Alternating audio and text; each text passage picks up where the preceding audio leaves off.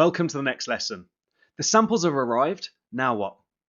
So in this lesson we're going to cover what happens when your samples arrive, keeping organised and the best practices for doing so, how to test for quality, what to do if none of the samples are good enough. So when your samples arrive, it will typically take 2 to 3 days with a courier like FedEx and up to a week with some of the cheaper couriers.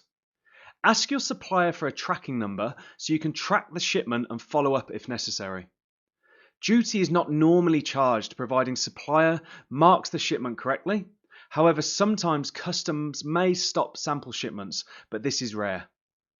Expect the samples to be well packaged and take care when cutting through the layers of tape to avoid damaging the products. The samples may even arrive with no packaging, a competitor's packaging, or even a different language. This is totally normal. Just confirm that these will not be part of your final product. So when the samples arrive, it's really important to keep organized. And the best practices for doing so include some of these points. All of your samples may look similar or even identical. Many of the agents and the brokers on Alibaba may even be sourcing from the same factories. It's very easy to forget which samples have come from which supplier. So keep track of the suppliers you have ordered samples from and create a naming method that allows you to keep track of which sample is from which supplier. Use plain sticky labels and a marker to note the supplier the sample came from as soon as you open it. Consider using boxes or alike to keep everything organized and separated. So how do we test for quality? You should understand how your future customers are going to use the product and run it through the same tests. Use your competitor review analysis that Rich taught you during the product tuning lessons to understand what people like and dislike about the product and test how your sample performs against those data points. You want to take the product to the extreme of its intended use. So if it's something like a backpack, pull the stitching apart and see how strong it is. If it has batteries, run a timed test to see how long those batteries last.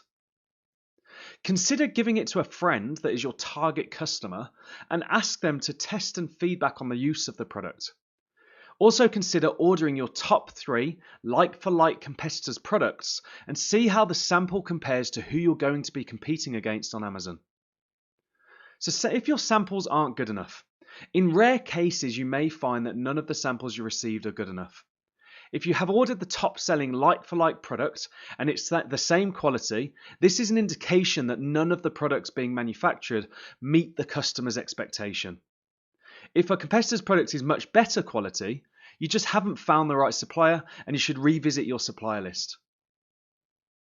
So in this lesson we covered what happens when your sample arrives and how to keep organized and the best practices for doing so.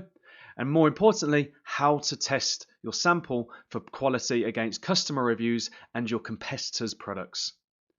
And if any of the samples aren't good enough, you have to understand, are any of the products meeting the expectation of the customer? And if they're not, then you may consider looking at another product opportunity. Or if your competitors' products are better quality, then you simply haven't found the right supplier for that product yet, and you should revisit your supplier list.